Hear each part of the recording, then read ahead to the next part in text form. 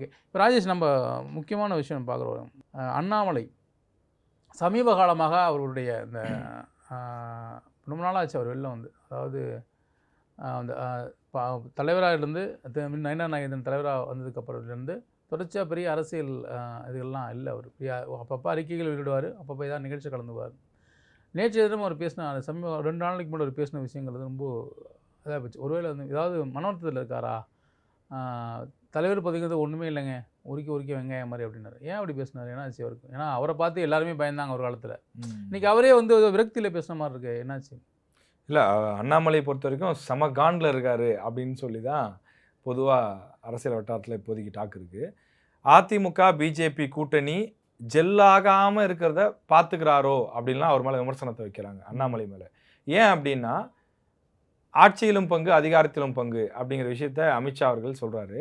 அந்த விஷயத்துக்கு ஒரு கோனார் நோட்ஸ் போடுறாரு யார்? அண்ணாமலை. அவர் சொல்ல, ஆமாம், அவர் வந்து ஆட்சியில் பங்கு அப்படின்ற மாதிரி சொல்கிறாருன்னா, அவர் சொல்கிற ஆட்சியில் பங்குன்னா என்னன்னு புரியலையா உங்களுக்கு?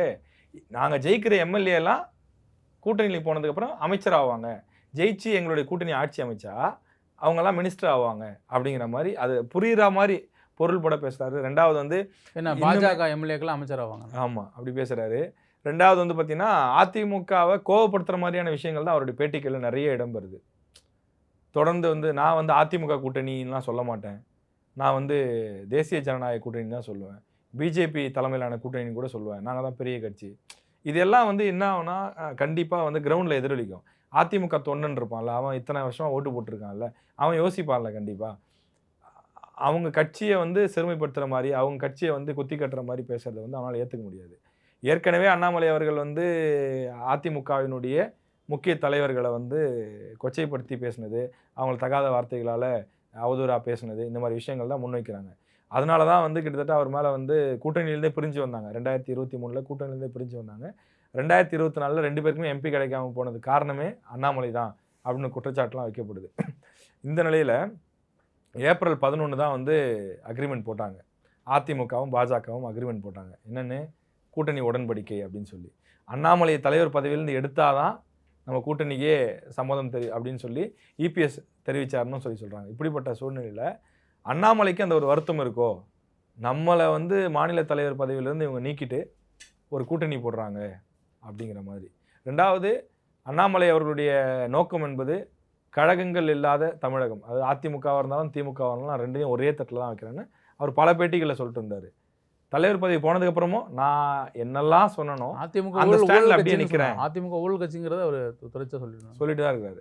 ஸோ அப்போ நீ வந்து ஒரு கட்சி வந்து கூட்டணி வச்சுட்டோம் அப்படிங்கிறப்ப கடந்த காலங்கள் மறப்போம் மன்னிப்போம்ன்ற மாதிரி விட்டுட்டு, 2 தரப்புமே சொல்கிறேன், இபிஎஸ் அவர்களும் இறங்கி போய் தான் ஆகணும், அண்ணாமலை அவர்களும் இறங்கி போய் தான் ஆகணும்.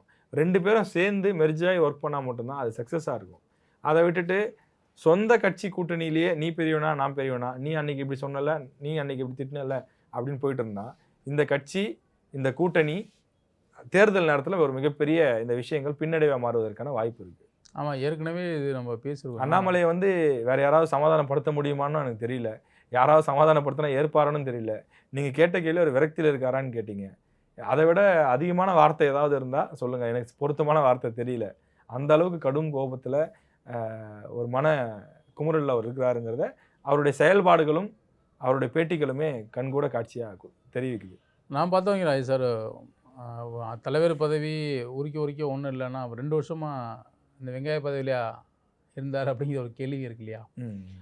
ஆனால் வந்து எனக்கு தெரிஞ்ச வரைக்கும் என்னன்னா, இந்த தேர்தலில் அதாவது ஒவ்வொரு தேர்தலையும் பார்த்திங்கன்னா அண்ணாமலையுடைய அந்த வீரியம்ங்கிறது ரொம்ப அதிகமாக இருந்துச்சு. பாஜக வந்து இந்த அளவுக்கு கொண்டு வந்து, அதாவது ஒன்றுமே இல்லாமல் இருந்த பாஜகவை கொண்டு வந்து இந்த குக்கிராமங்கள் தூரம் கொண்டு வந்து விட்டதில் பாஜகவோட பங்கு, பாஜக வளர்ச்சியில் அண்ணாமலையோட பங்கு தவிர்க்க முடியாது. அது அவர் தலைவராக இருந்த வருஷம் சாதிச்சார். அவர் வந்து உரிக்க வெங்காயம் அப்படிங்கிறாரு. வெங்காயம் மாதிரிலாம் இல்லை, அது ஒரு தலைவராக இருந்த வயசு தான் சாதிக்க முடிஞ்சிச்சு. அவர் வந்து ஒரு நிர்வாகியாக இருந்தவோ மாவட்ட செயலாளராக இருந்தால் சாதிச்சிருக்க முடியாது. அவர் தலைமை பண்பில் வர தான் சாதிக்க முடியுது. ஒன்று. ரெண்டாவது என்னென்னா, நம்மளோட பார்த்த வரைக்கும் திமுகவுக்கு அடுத்த ஒரு பெரிய கட்சியாக நம்ம பாஜக கொண்டு போயிடலாங்கிற ஒரு எண்ணம் வந்து அண்ணாமலைக்கு கண்டிப்பாக இருந்திருக்கலாம். நம்ம வந்து அதிமுக ஒன்றும் இல்லாமல் பண்ணிடலாம், நம்ம வந்து ஒரு மிகப்பெரிய கட்சியாக மாற்றிடலான்னு அதுக்கான முயற்சியில் அவர் ஈடுபட்டார். அதில் வெற்றியும் பெற்றார். அதாவது இன்றைக்கி பாஜகவோட ஓட்டு விகிதம் வளர்ந்ததில் அண்ணாமலையின் பங்கு தவிர்க்க முடியாது. அதனால தான் எங்கே போராட்டத்தில் இல்லாமல் அண்ணாமலை அண்ணாமலைன்னு கத்துறாங்க. நயினாருக்கு மிகப்பெரிய சங்கடத்தையும் ஏற்படுத்துறது இந்த ஒரு விஷயம் தான். ஏன்னா எங்கே போனாலும் அண்ணாமலை அண்ணாமலைன்னு கத்துறாங்க. அவர் காதுபடியே வந்து கத்துறாங்க அண்ணாமலை வாழ்கன்னு. அவர் கட்சியை வளர்த்தாருங்கிறது உண்மை தான். ஆனால் வளர்த்து விட்டுட்டு இப்போ பாஜக அதிமுக கூட்டணிங்கிறது அவங்க தலைவர்களால் தான் உறுதி செய்யப்பட்டது. இத்தகைய பேச்சுக்கள் தொடர்ச்சியாக வந்து அதிமுகவினர் மத்தியில் ஒரு மனக்கவலையை ஏற்படுத்தும். அது வந்து பாஜக வந்து ஒரு தனி அரசியலாக வரணும் அப்படின்னு அண்ணாமலையோட எண்ணம் நியாயமானது தான். தமிழ்நாட்டில் வந்து தன்னுடைய கட்சி வந்து ஒரு பிரதான கட்சியாக மாறணுங்கிற எண்ணம் நியாயமானது தான். ஆனால் இத்தகைய செயல் வந்து தற்போது சொல்கிற முறைன்னு ஒன்று. ஆமாம், தற்போது இந்த பேச்சும் அதிமுகவினர் மீது அவர் உலக விமர்சனம் வைத்தால் அது மிகப்பெரிய அளவு கூட்டணியில் மிகப்பெரிய ஒரு பாதிப்பை ஏற்படுத்தும். ஏன்னா அவருக்கு ஒரு அடிப்படையில் ஒரு காரணம் இருக்குது, பாஜகவை நான் வளர்த்து கொண்டு வந்தேன்னு. அது உண்மையும் கூட, அவர் வளர்த்தார். ஆனால் இந்த கூட்டணியை டிஸ்டர்ப் பண்ணுறாங்கன்னா அதுவும் உண்மைதான்.